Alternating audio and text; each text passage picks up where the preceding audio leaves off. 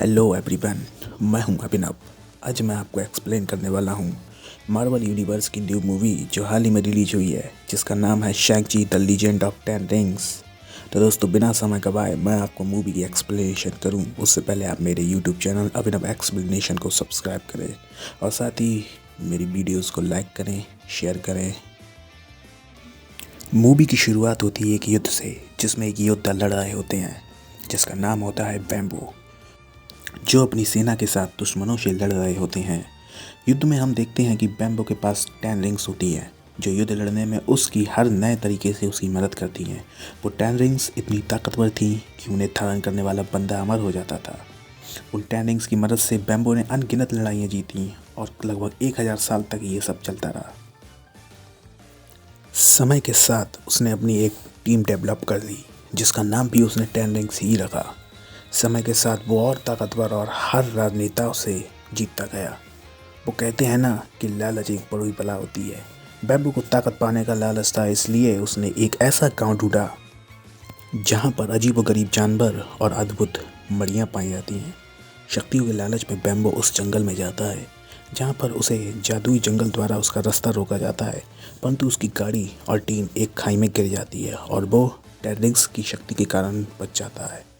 वो आगे के सफ़र पर बढ़ता है जहां उसे एक लड़की मिलती है जिसका नाम येंगली होता है। वो उसे वापस जाने के लिए कहती है पर बैम्बू नहीं मानता और फिर उनके बीच में एक लड़ाई होती है। वो लड़ाई इतना भयंकर सीन होता है कि देखने वाला भी देखता रह जाए, क्योंकि जो बैम्बू था उसके पास 10 रिंग्स की पावर थी, लेकिन जो वो लड़की थी येंगली वो भी कम नहीं थी उससे।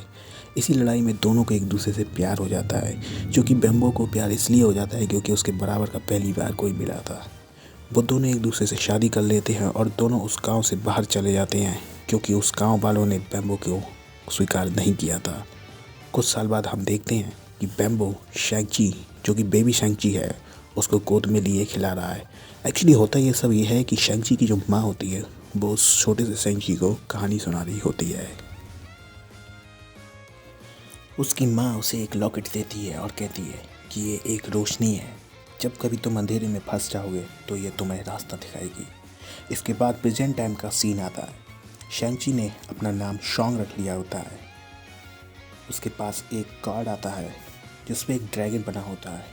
आगे हम देखते हैं कि भाई एक होटल के बाहर दरवान का काम करता है और उसकी एक फ्रेंड भी साथ होती है जिसका नाम केटी होता है।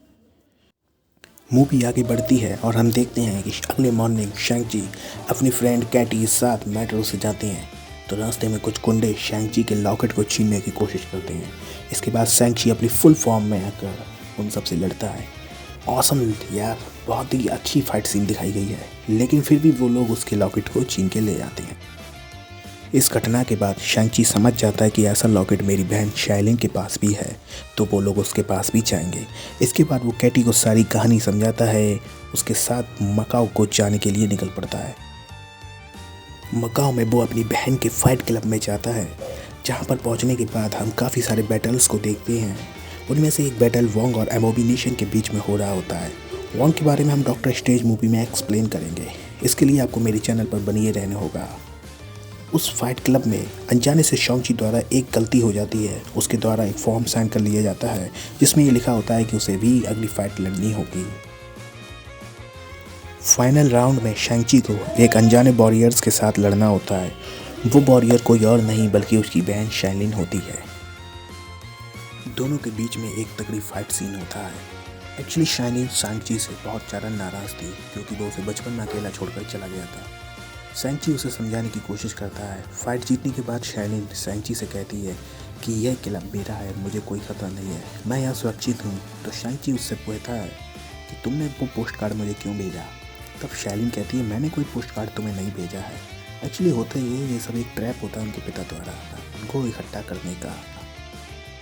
आगे हम देखते हैं कि कुछ गुंडे जो उनके पिता द्वारा भेजे गए थे वो उनको पकड़ने आते हैं, लेकिन शाइलिन मौका पाकर वहाँ से निकल जाती है। यहाँ पर हम एक एक्शन फाइट सीन देखते हैं, लेकिन शाइलिन को वापस आना पड़ जाता है क्योंकि उसके भाई की हेल्प करने के लिए कोई नहीं होता। लड़ाई के अंत में शैंक-ची के पिता बैम्बू आ जाते हैं और वो उन तीनों लोगों को एक साथ ले जाते हैं।